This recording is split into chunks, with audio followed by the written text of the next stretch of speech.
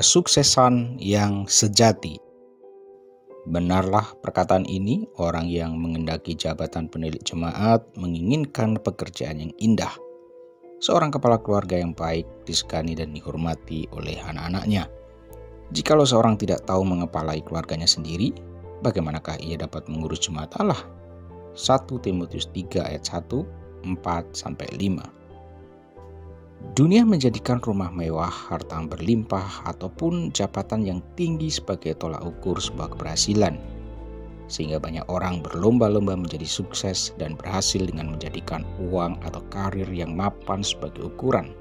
Memang mudah mengidentikan jabatan dan uang dengan sebuah keberhasilan karena jelas terlihat dari luar.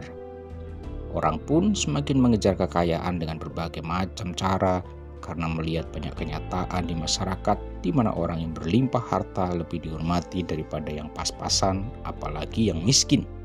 Bahkan mereka menghalalkan segala cara dengan korupsi karena tergoda mencari kekayaan secara instan, malas berusaha, dan tidak peduli meskipun uang yang diperoleh adalah hasil tipuan. Kesuksesan dan keberhasilan semata-mata tidak dapat diukur dengan materi. Kesuksesan dan keberhasilan yang sejati adalah keberhasilan dalam membangun sebuah keluarga dan generasi yang takut akan Tuhan. Alkitab mencatat ada seseorang yang mungkin dalam pandangan dunia tampak hebat, namun justru gagal dalam membangun keluarganya, yaitu Yair. Yair, orang Gilead, suku Manasye, adalah seorang hakim yang dicatat dalam kitab Hakim-Hakim. Di Hakim-Hakim 10 ayat 3-5 dikisahkan bahwa sesudah Tola bangkitlah Yair orang Gilead yang memerintah sebagai hakim atas orang Israel 22 tahun lamanya.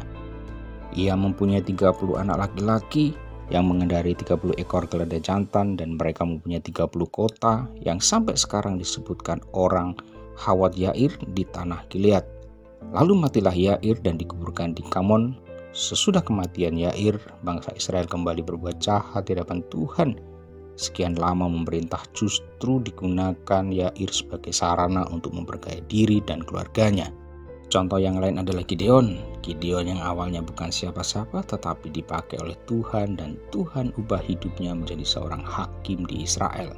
Gideon memiliki kemampuan yang luar biasa dalam memimpin di medan pertempuran.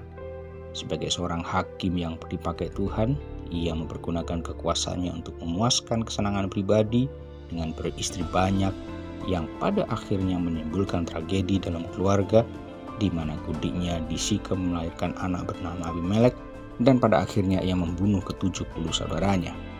Di bawah perjanjian yang baru, Allah sangat mementingkan keluarga.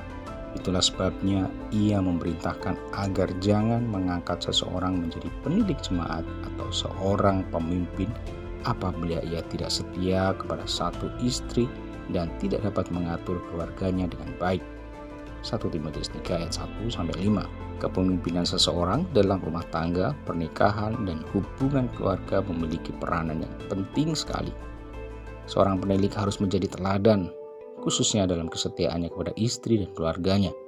Betapapun, jikalau ia sudah gagal dalam hal ini, bagaimana ia dapat mengurus jemaat Allah? Sebab keberhasilan dalam pelayanan ataupun jabatan adalah sia-sia tanpa diimbangi keberhasilan dalam membangun keluarga. Amin.